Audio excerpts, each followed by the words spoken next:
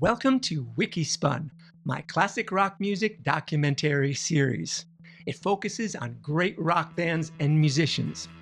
No grandiose production or performances here, just the basic facts. Can you show me where it hurts? But please, do browse my channel and watch any of my many cover music videos. And oh yeah, a like and subscribe would be much appreciated. So, what's with the purple getup? As I'm sure you surmised from the title of the video, alliteration and pun intended, today, in episode 1 of WikiSpun, we're going to do a deep dive into the band, Deep Purple. Deep Purple is a British rock ensemble established in London in 1968. They're regarded as pioneers in the realms of heavy metal and contemporary rock, although their musical direction has evolved over time. Initially conceived as a psychedelic and progressive rock group, they transitioned to a more robust sound with their 1970 release, Deep Purple and Rock. Deep Purple has been dubbed a member of the unholy trinity of British rock and heavy metal during the early to mid-70s, alongside Led Zeppelin and Black Sabbath. Noted in the 1975 Guinness Book of World Records as the loudest band on the planet for a performance at London's Rainbow Theatre in 1972. They have sold in excess of 100 million albums globally. Deep Purple has also spawned several successful offshoot bands including Rainbow, Whitesnake, and Gillan. The band was launched by singer Rod Evans, guitarist Ritchie Blackmore, bassist Nick Simper, keyboardist John Lord, and drummer Ian Paice. After 3 studio albums, the Mark I configuration ended in 1969 when Evans and Simper were let go and replaced by Ian Gillan and Roger Glover respectively, creating the iconic Mark II lineup of Deep Purple. Following their orchestral project, Concerto for Group and Orchestra, 1969, the Mark II formation produced 4 studio records: Deep Purple and Rock, 1970, Fireball, 1971, Machine Head, 1972, and Who Do We Think We Are, 1973, as well as a live album, Made in Japan, 1972, which solidified their acclaim and significantly influenced the burgeoning hard rock and heavy metal genres. Gillan and Glover exited the band in 1973, replaced by David Coverdale and Glenn Hughes, respectively. The Mark III lineup recorded 2 studio albums, Burn and Stormbringer, both 1974, until Blackmore departed in 1975 over musical disagreements. He was succeeded by Tommy Bolin, but after just 1 studio album with the Mark IV setup, Come Taste the Band, 1975, Deep Purple disbanded in July 1976, and Bolin tragically passed away from a drug overdose 5 months later. The Mark II assembly reformed in 1984, releasing 2 studio albums, Perfect Strangers, 1984, and The House of Blue Light, 1987, before Gillan was released from Deep Purple in 1989 due to creative and personal conflicts. He was replaced by Joe Lynn Turner, who recorded 1 album with Deep Purple, Slaves and Masters, 1990, before being dismissed in 1992. After Gillan's reinstatement for their subsequent album, The Battle Rages On, 1993, Blackmore departed Deep Purple once more in 1993, temporarily succeeded by Joe Satriani and then permanently by Steve Morris. The Mark VII configuration, comprising Paice, Lord, Gillan, Glover, and Morris, endured for nearly a decade, during which the band produced 2 studio albums, Perpendicular, 1996, and Abandon, 1998, before Lord retired from Deep Purple in 2002 and was succeeded by Don Airey, leaving Paice as the sole remaining original member.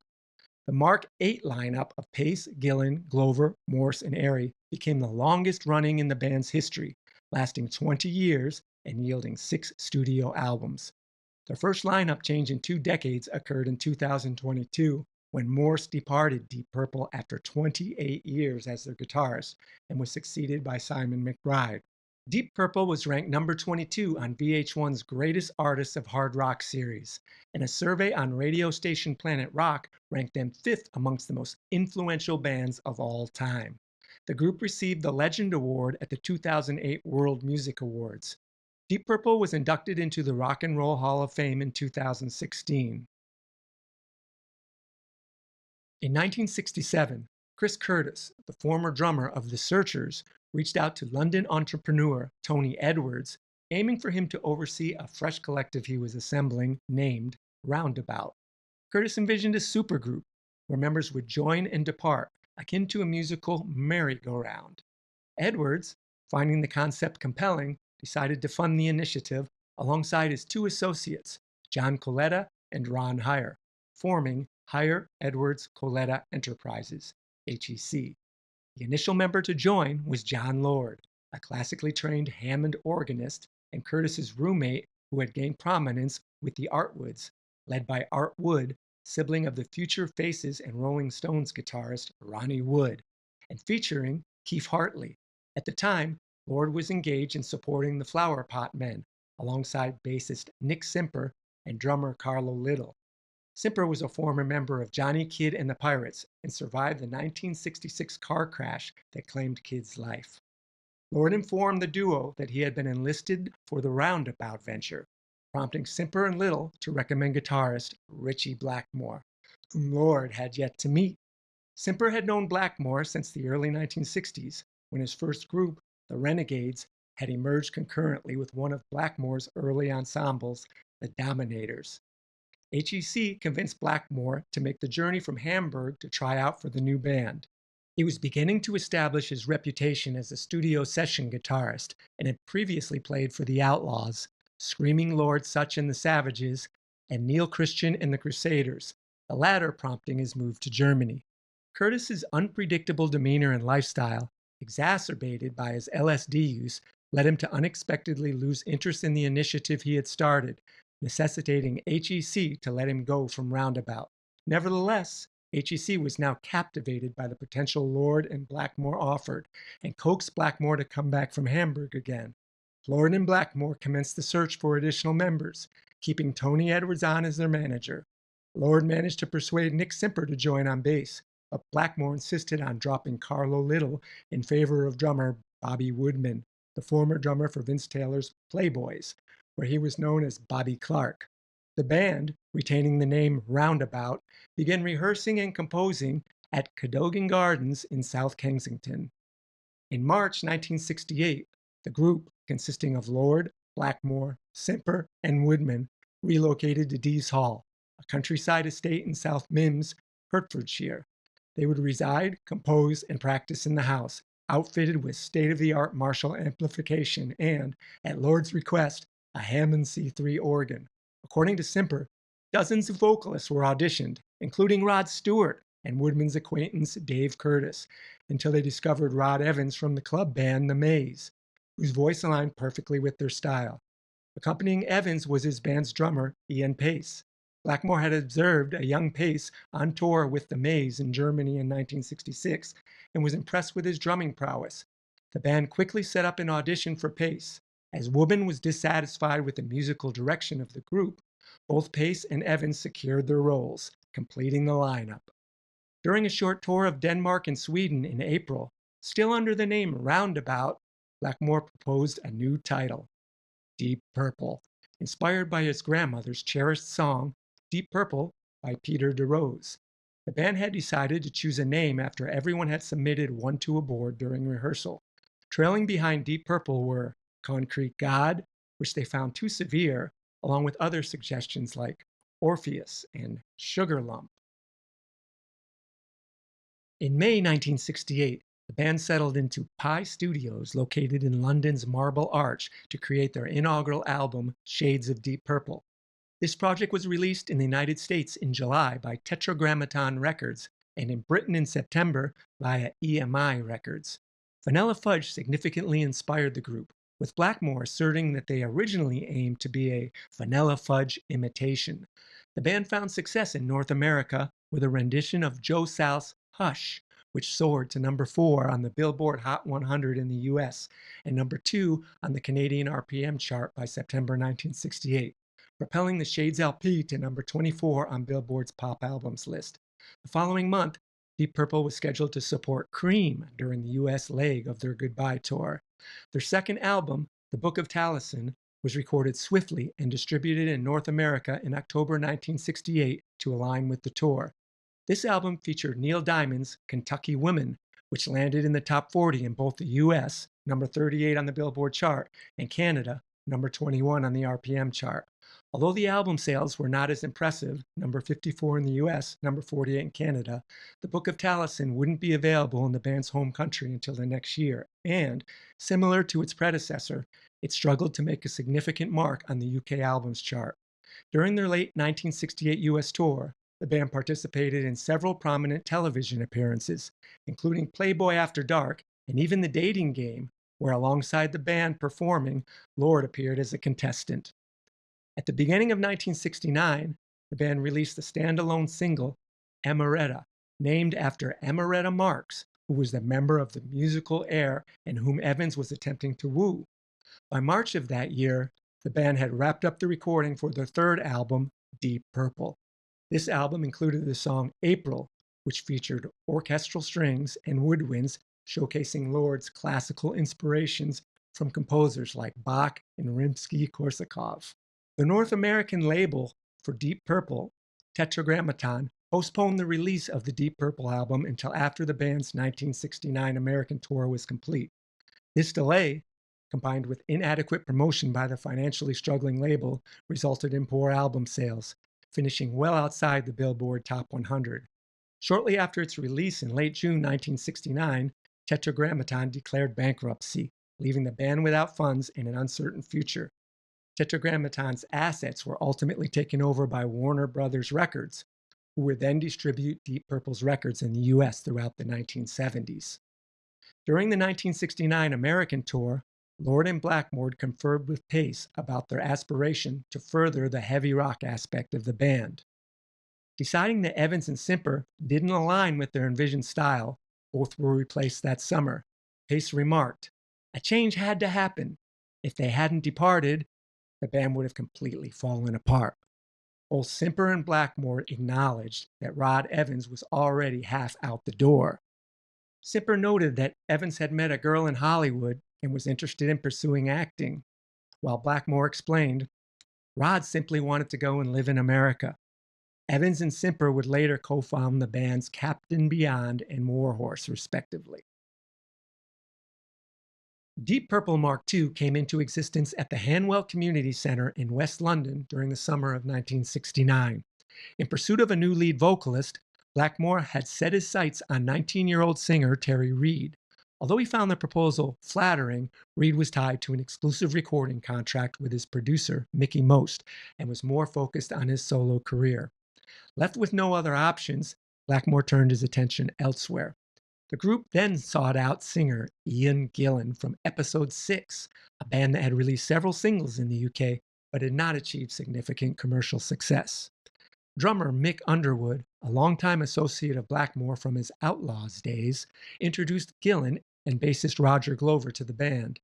As per Nick Simper, Gillan would join only with Roger Glover.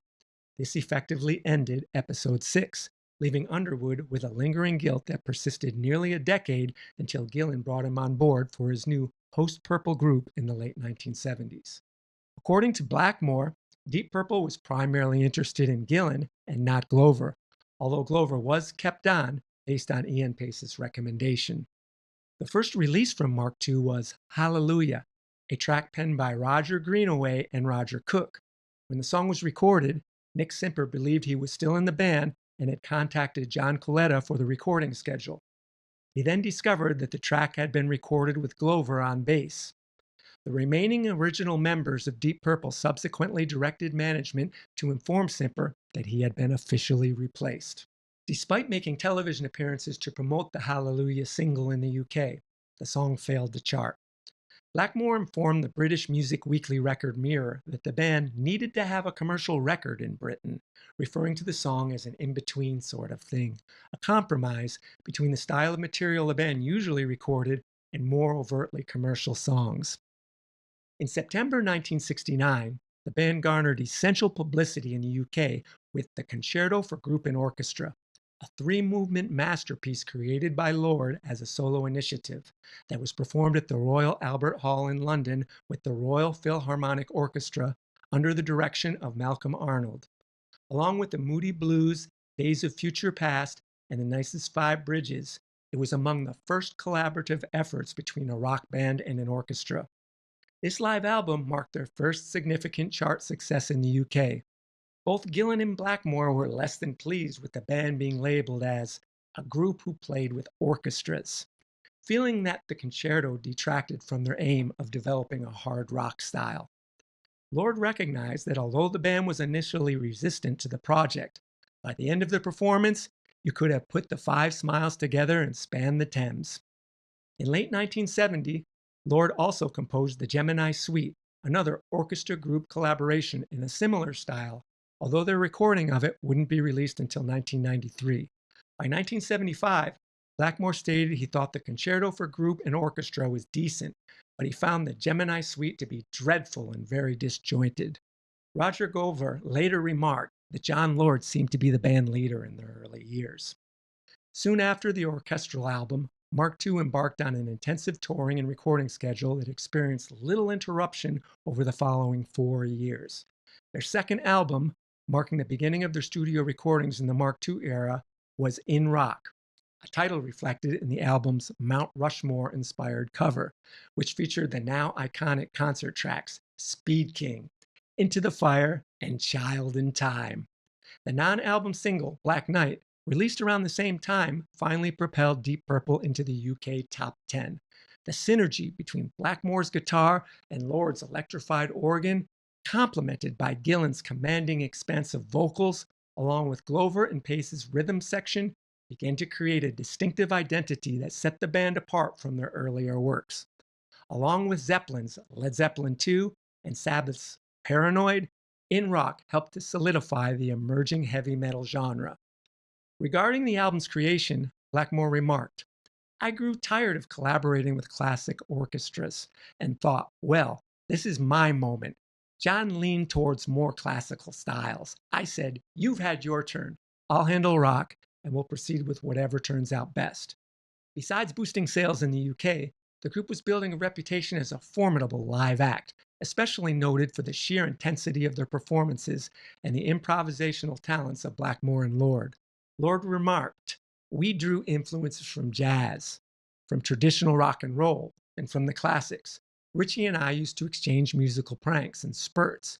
He would play something, and I'd have to see if I could keep up. That added a sense of humor, a layer of tension to the band, a feeling of, what's going to happen next? The audience was in the dark, and most of the time, so were we." A second Mark II studio album, the innovatively progressive Fireball, was released in the summer of 1971, reaching #1 on the UK albums chart. The titular track, Fireball, was unveiled as a single alongside Strange Kind of Woman, which, while not on the album, was recorded during the same sessions, although it substituted for Demon's Eye on the US edition of the album. Strange Kind of Woman ascended to their second UK top 10 single, hitting #8. Within weeks following Fireball's launch, the band was already playing tracks intended for their next album. One song, which would eventually be titled Highway Star, was performed at the inaugural show of the Fireball tour, having been penned on the bus en route to a concert in Portsmouth, in response to a journalist's inquiry, "How do you go about composing songs?"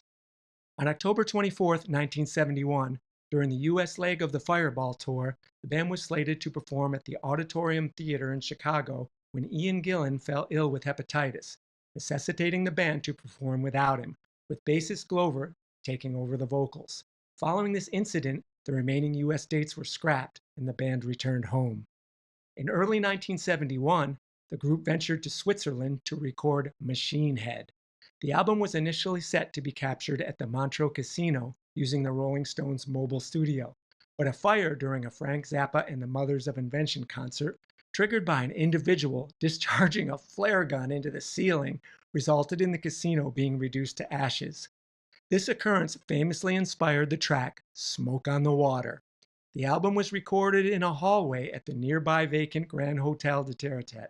Aside from the music track for Smoke on the Water, which was recorded at an empty theater named The Pavilion before the band was requested to vacate. On capturing Smoke on the Water, Blackmore shared with BBC Radio 2, "We completed the entire thing in approximately 4 takes because we had to. The police were pounding on the door. We realized it was the police, but we had such a fantastic sound in this venue. We were waking the neighbors for about 5 miles in Montreux as it echoed through the mountains. I was just finalizing the last part of the riff We had just nailed it when the police barged in and said, "You must stop."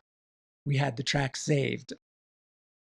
Continuing to evolve musically from the previous two albums, Machine Head was released in late March 1972 and became one of the band's most iconic releases.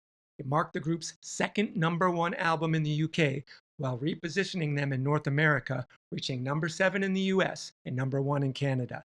It featured tracks that transformed into live staples such as Highway Star, Space Truckin', and Smoke on the Water, the latter of which endures as Deep Purple's most renowned song. They maintained a relentless pace of touring and recording that would be rare 3 decades later. When Machine Head was laid down, the ensemble had only been together for 3.5 years, yet it was their sixth studio album and seventh release overall. In January 1972, the ensemble regrouped for another tour across America. They subsequently ventured to Europe before continuing their American schedule in March. During their time in the States, Blackmore suffered from hepatitis, and the band attempted a performance in Flint, Michigan, sans guitarist, before trying to enlist Al Cooper, who rehearsed with them but ultimately bowed out, recommending Spirits guitarist Randy California instead. California joined for one performance with the band in Quebec City, Quebec on April 6th, yet the remainder of the tour was called off too. Late May 1972 saw the band return to the US for their third North American tour out of 4 planned that year. An August tour of Japan produced a live double album, Made in Japan. Initially designed as a release exclusively for Japan, its international launch quickly became a sensation, achieving platinum status in 5 countries, the US included. It endures as one of rock music's most favored and best-selling live albums. Mark II persisted in their endeavors and brought forth the album Who Do We Think We Are in 1973, featuring the hit single Woman from Tokyo. The album ascended to #4 on the UK charts and #15 on the US chart, attaining gold record recognition faster than any previous Deep Purple album. Nonetheless, internal strife and fatigue became increasingly evident. After the triumphs of Machine Head and Made in Japan, the release of Who Do We Think We Are positioned Deep Purple as the top-selling artist of 1973 in the US. Gillan confessed in a 1984 interview that the management pressured them to finalize the Who Do We Think We Are album punctually and embark on tour, despite their urgent need for rest. The mounting tensions, particularly with Blackmore, led to Gillan's departure from the band after their second tour of Japan in the summer of 1973, followed by Glover's dismissal at Blackmore's request. In later interviews, Lord lamented the disillusion of Mark II at their height, calling it the greatest tragedy in rock and roll. Who knows what we could have accomplished in the next 3 or 4 years? Our songwriting was flourishing. The group enlisted Midland's bassist and vocalist Glenn Hughes, who had previously been with Trapeze. Paice mentioned that Glover had expressed his desire to depart the band a few months prior to his official exit, prompting them to start attending Trapeze performances. After securing Hughes, they contemplated remaining as a 4-member unit, with him taking the roles of bassist and lead singer. Hughes stated that the band approached Paul Rodgers of Free to join as a co-lead vocalist, but by then, Rodgers had just launched Bad Company. "They did reach out to me," Rodgers recounted, "and we had an extensive discussion about the opportunity. Purple had toured Australia with Free's final lineup. I opted out as I was very much focused on the idea of creating Bad Company. Consequently, they conducted auditions for a new lead vocalist, ultimately selecting David Coverdale, an emerging singer from Saltburn in northeast England, largely due to Blackmore's affinity for his robust, blues-infused voice. Burn, the debut album of Deep Purple Mark III, was released in February 1974 to tremendous success, soaring to #3 in the UK and #9 in the US, which was soon followed by another global tour. The title track, which opens the album and was typically featured in most concerts during the Mark III and IV eras, was a deliberate initiative by the band to align with the progressive rock movement that was gaining traction at the time, championed by bands like Yes, King Crimson, Emerson, Lake and Palmer, Genesis, and Gentle Giant. Another standout track from the album was a slow-burning blues piece known as Mistreated.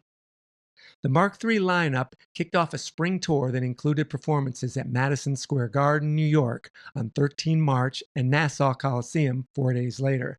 The band co-headlined the California Jam Festival alongside Emerson, Lake and Palmer at Ontario Motor Speedway in Southern California on April 6, 1974. Attracting over 250,000 fans, the festival also featured iconic 1970s rock acts including Black Sabbath, Eagles, Seals and Crofts, and Earth, Wind and Fire. Segments of this performance were broadcast on ABC television in the US, bringing the band to a larger audience. During the event, Blackmore poured petrol on his amplifiers and ignited them, creating a hole in the stage. A month later, their performance on May 22nd at the Gaumont State Cinema in Kilburn, London, was recorded and subsequently released in 1982 as Live in London. Hughes and Coverdale infused the band's music with vocal harmonies and elements of funk and blues, respectively, a sound that became even more pronounced on the late 1974 album Stormbringer. Along with the title track, the Stormbringer album featured several songs that garnered significant radio play, including Lady Double Dealer, The Gypsy, and Soldier of Fortune, reaching number 6 in the UK and number 20 on the US Billboard chart. Despite the album's success, Blackmore publicly expressed his displeasure with it, mockingly referred to it as shoeshine music due to its funk and soul influences. A new live album titled Made in Europe, compiled from 3 performances during the Stormbringer tour, was put together in the summer of 1975, but wouldn't be released until late 1976. Following the show in Stuttgart, Böblingen, Blackmore informed his bandmates on March 26, 1975, at the Arabella Hotel in Munich that he was leaving the band. Lord, Paice, Coverdale, and Hughes were left in shock, especially since they were scheduled to enter the studio in a few weeks to record their next album. Blackmore's exit from Deep Purple, thus marking the end of Mark III, was officially announced on June 21, 1975. He then started a new band with Ronnie James Dio from Elf called Ritchie Blackmore's Rainbow, later shortened to Rainbow after the first album.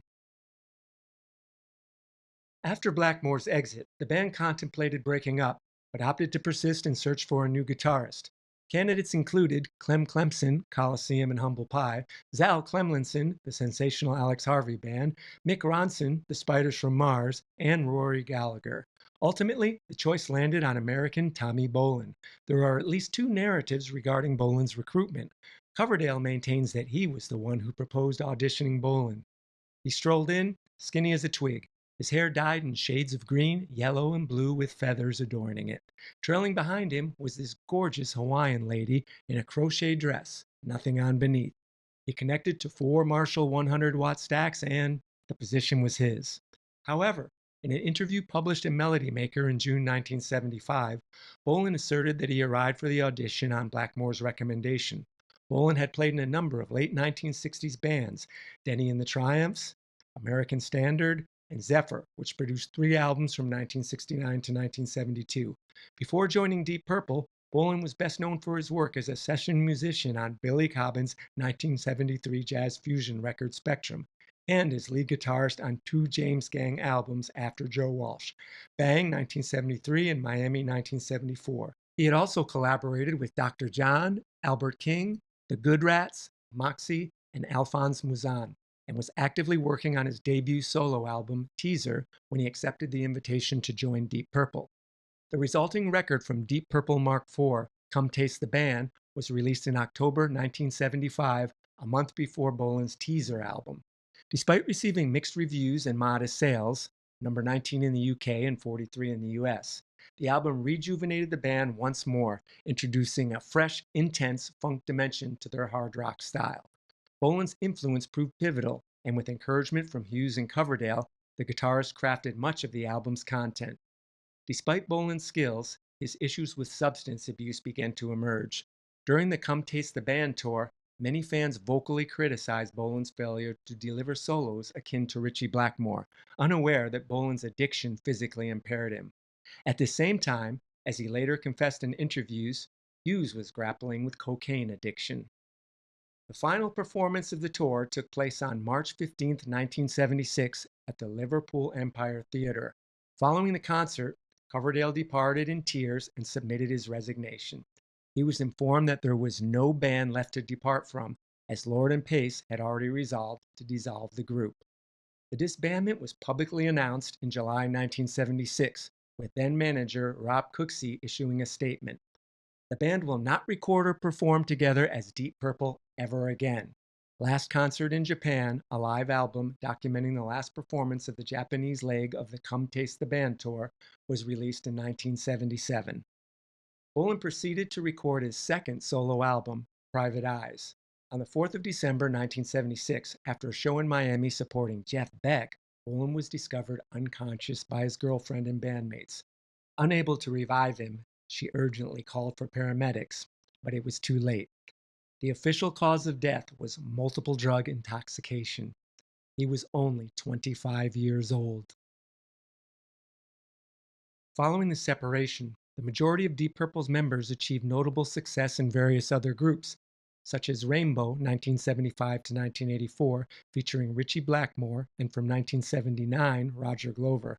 Whitesnake 1978 to 2025 with David Coverdale, John Lord until 1984, and Ian Paice from 1979 to 1982, and Gillan 1978 to 1982, led by Ian Gillan. Ian Gillan briefly joined Black Sabbath between late 1982 and early 1984. Glenn Hughes would join Sabbath for a short period later in the 1980s.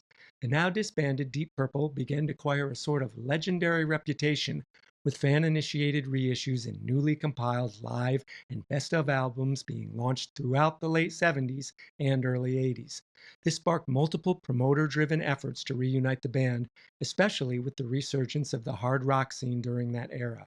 In 1980, a touring incarnation of the band emerged with Rod Evans, who had exited Captain Beyond at the close of 1973 as the sole member ever associated with Deep Purple, ultimately leading to successful legal action from the authentic Deep Purple faction over unauthorized use of their name. Evans was mandated to pay damages of $672,000 for the unlawful use of the band's name. In April 1984, 8 years after the end of Deep Purple, a comprehensive and authorized reunion transpired featuring the classic Mark II lineup of 1969 to 1973, John Lord, Ian Paice, Ritchie Blackmore, Ian Gillan, and Roger Glover. The reunited group secured a global agreement with Polygram, with Mercury Records distributing their albums in the US and Polydor Records handling them in the UK and various other nations. The album Perfect Strangers was recorded in Vermont and launched in October 1984. The record enjoyed significant commercial success, reaching number 5 in the UK albums chart and number 7 on the Billboard 200 in the US. It featured the singles and concert favorites, Knocking at Your Back Door and Perfect Strangers. Perfect Strangers marked the second Deep Purple album to achieve platinum status in the US. Following Machine Head, Made in Japan would also finally attain platinum recognition in the US in 1986. The same year, Machine Head soared to double platinum. Following this, a reunion tour commenced, beginning in Australia and making its way across the globe to North America, then into Europe by the ensuing summer. Financially, the tour was also an outstanding triumph. In the US, the 1985 tour exceeded the earnings of all other artists except Bruce Springsteen. The UK homecoming saw the band headline the 1985 Knebworth Fair in June, where conditions were poor, torrential rain and 6 inches of mud before 80,000 attendees. This concert was dubbed Return of Knebworth Fair. Mark II followed Perfect Strangers with the House of Blue Light in 1987, which was backed by another global tour, interrupted when Blackmore fractured a finger on stage while attempting to catch his guitar after tossing it into the air. A fresh live album, Nobody's Perfect, comprising highlights from multiple shows during this tour, was released in 1988. In the UK, a new Mark II rendition of Hush was also issued in 1988 to commemorate the 20th anniversary of Deep Purple. Gillan was let go in 1989. His relationship with Blackmore had once again deteriorated, and their creative differences had veered too far apart. Initially, the band aimed to bring in Survivor's lead vocalist Jimmy Jamison as Gillan's successor. However, after 2 weeks of rehearsals with the band, Jamison declared he could not join Deep Purple due to issues with Scotti Brothers Records, his record label.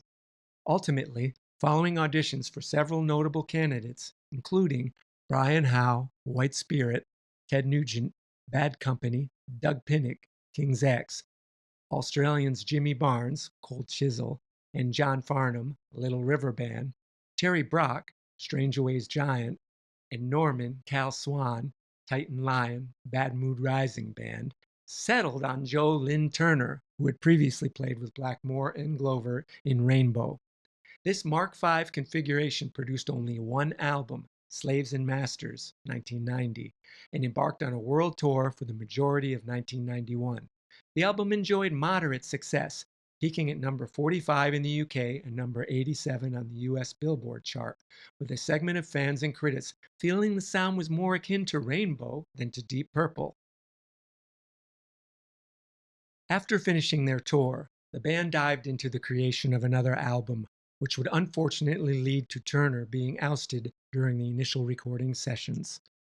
This marked Deep Purple's 25th anniversary, prompting Lord, Paice, Glover, and the record label to push for Gillan's return for another Mark II reunion to commemorate this significant occasion.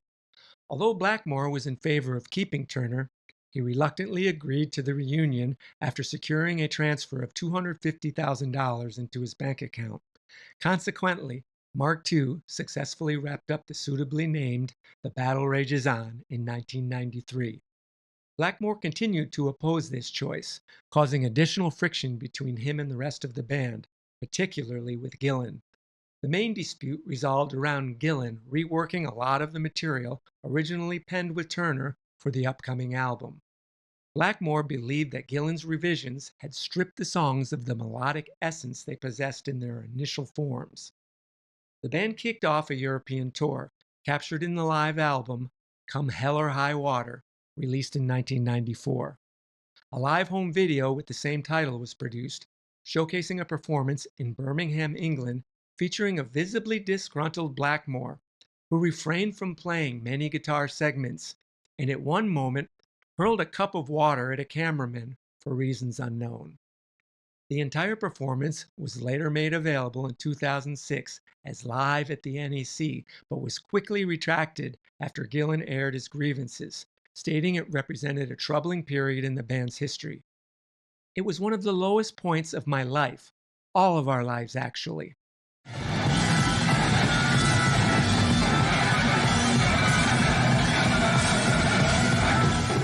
In November 1993, following a concert in Helsinki, Finland, Blackmore departed from Deep Purple for the second and final time.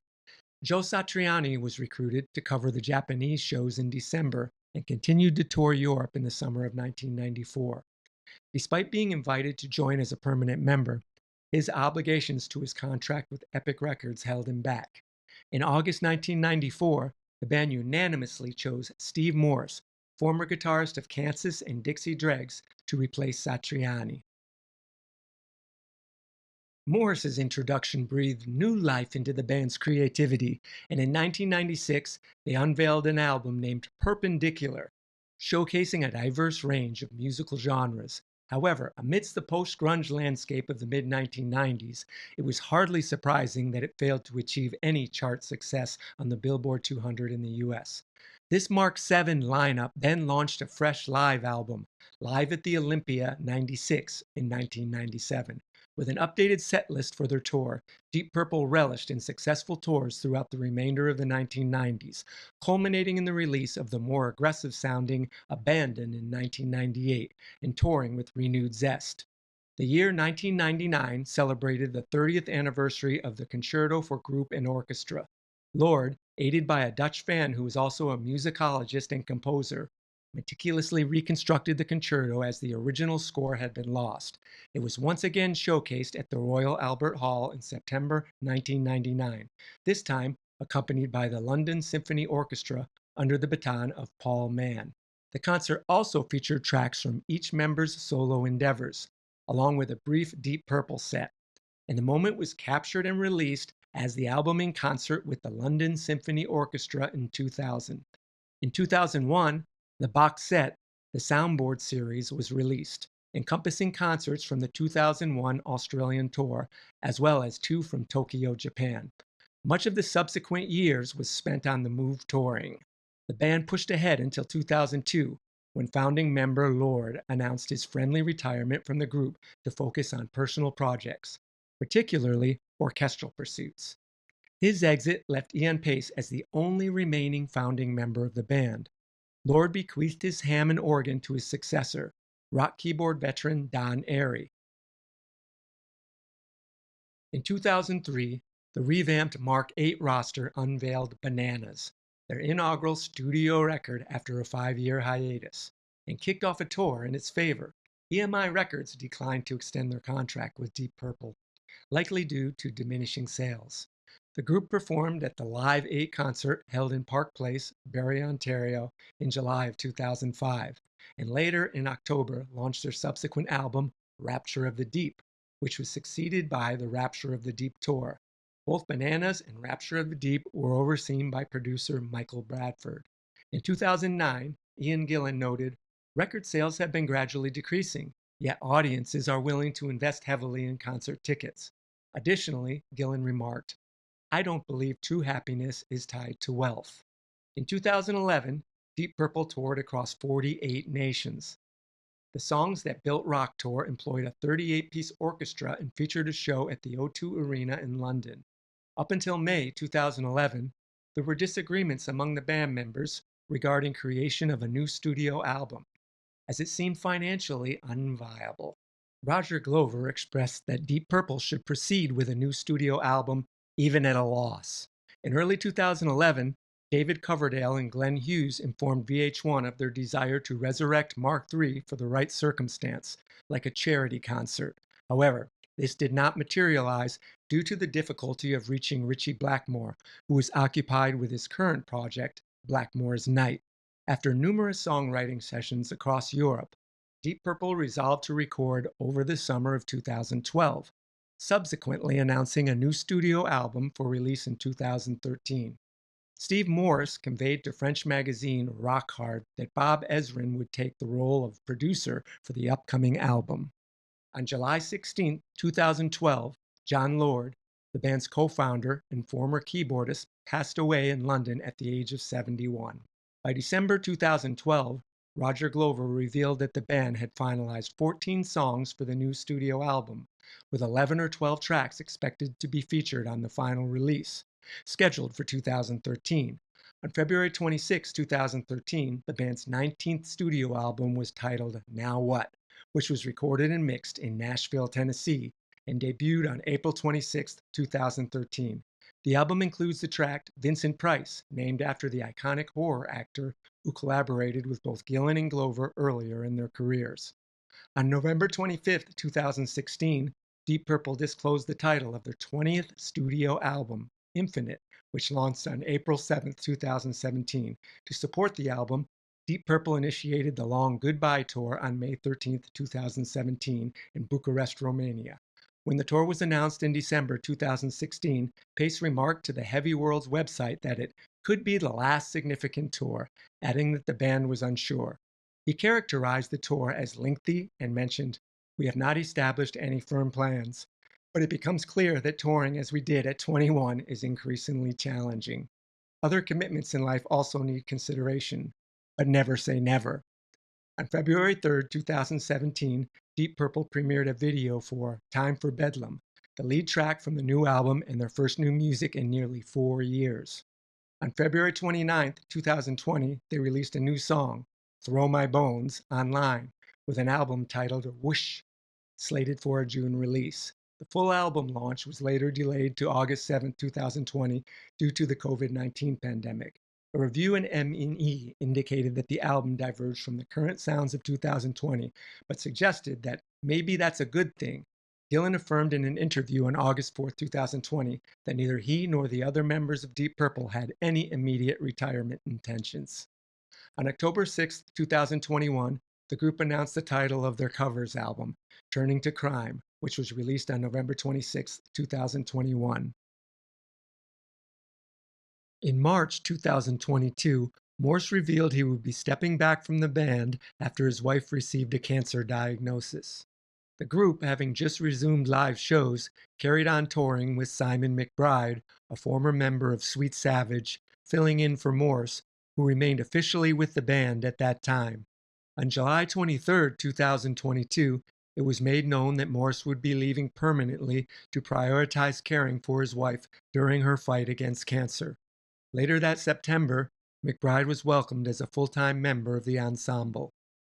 In June 2022, Gillan disclosed that the band was gearing up to begin work on their 23rd studio album post the Wish tour. Deep Purple has a writing session scheduled for March 23rd, which I think is to start brainstorming for our next record. The tour for 2024 was revealed on March 19th of that year. Jefferson Starship graced the stage as special guests during the European leg, while Reef joined for the UK performances. On April 24th, 2024, it was announced that a new studio album was on the horizon, marking the first with McBride, with its title Equals One and track listing unveiled alongside a release date set for July 19th of that year. This marked the fifth Deep Purple album produced by Bob Ezrin. The initial single, Portable Door, debuted on April 30th. A second track, Pictures of You, was released on June 5th, 2024. A third single, Lazy Sod, followed on July 5, 2024. In a May 2025 discussion with Rolling Stone Brazil, Paice confirmed that Deep Purple had commenced crafting fresh material for their upcoming album, anticipated for a potential release in 2026. In a November 2025 conversation with Uncut, Gillan disclosed that he has merely 30% vision and that his eyesight won't improve. He also candidly discussed the possibility of stepping down from Deep Purple. I think if I lose my drive, I'm going to stop. I don't want to be a source of embarrassment for anyone. We're not far from that. It sneaks up on you. You barely notice. Later, Gillan backtracked on his retirement comments, indicating that they often plan well into the future and currently has no retirement intentions at this point. Deep Purple is recognized as a trailblazer of hard rock and heavy metal, alongside Led Zeppelin and Black Sabbath. The BBC notes they composed the unholy trinity of British hard rock and heavy metal during the genre's flourishing era in the 1970s. The band has traversed various subgenres of rock, including acid rock, psychedelic rock, progressive rock, blues rock, and funk rock, leading Canadian journalist Martin Popoff to label them as a benchmark of an unclassifiable genre in metal. Jason and Kenny of AllMusic remarked that the band crafted hard rock into a refined art form, unleashing some of the most iconic guitar riffs ever known. Deep Purple's members were seasoned musicians with diverse musical roots. Lord was trained in classical music and performed in jazz and blues rock groups. Blackmore and Simper derived from session work in pop rock, while Paice and Evans hailed from beat bands. This is reflected in the band's debut album, Shades of Deep Purple, which is a modern mix of psychedelic rock, progressive rock, and pop rock. Echoes of the heavier sound that Deep Purple popularized with their Mark II lineup can be detected in the subsequent albums featuring Rod Evans, particularly noticeable in Blackmore's guitar segments. His replacement, Ian Gillan, who initially drew influence from Elvis Presley and also had foundations in psychedelia and pop rock as the vocalist for Episode 6, contributed to the first three albums with the band that have garnered ongoing critical acclaim as pivotal earlier representatives of the hard rock and heavy metal movements, while Who Do We Think We Are marked a shift towards a more blues-oriented sound, even incorporating scat singing. Certain tracks from the Mark II lineup, like Speed King, Hard Lovin' Man, Fireball, and Highway Star, have been acknowledged as early inspirations for speed metal and thrash metal. The latter tune was described as early speed metal by Rob Reiner of the Canadian heavy metal group Anvil. Hard Lovin' Man has been labeled the first proto-thrash song ever, predating Queen's Stone Cold Crazy and Black Sabbath's Symptom of the Universe by several years. Deep Purple has also explored funk and soul, particularly in the mid-1970s, and even as recently as One Night in Vegas, 2017, which has been characterized as funk metal.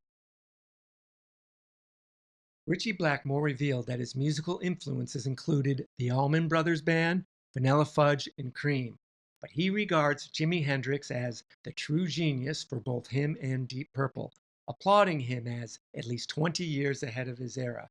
Hendrix's tracks Stone Free and Fire served as the creative sparks for Speed King, Blackmore recounted a missed opportunity to converse with Hendrix at Whiskey A Go Go in Hollywood during a 2022 interview with SiriusXM's Guitar Greats.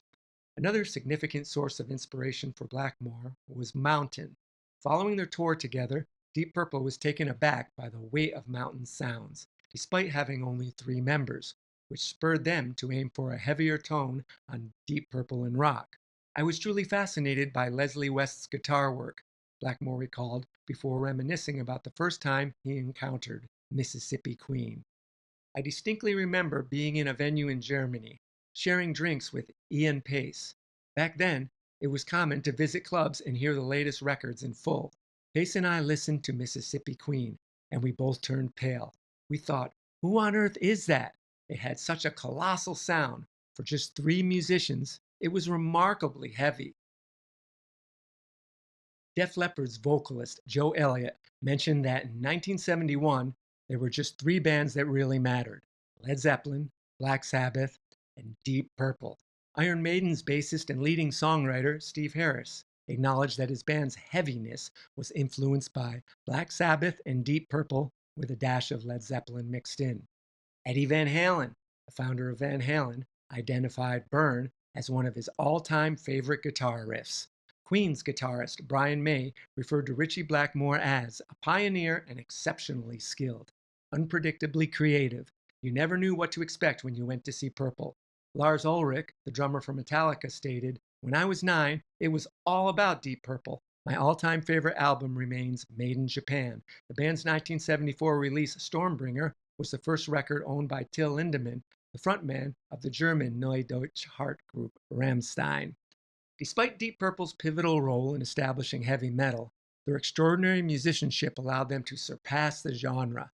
They originally emerged as a progressive rock band with an unusual focus on the singles market. Nevertheless, they certainly knew how to rock, as evidenced by their early live performances. In 2000, Deep Purple earned the 22nd spot on VH1's 100 Greatest Artists of Hard Rock program. At the 2008 World Music Awards, the band was honored with the Legend Award. They received the Innovator Award at the 2011 Classic Rock Awards in London.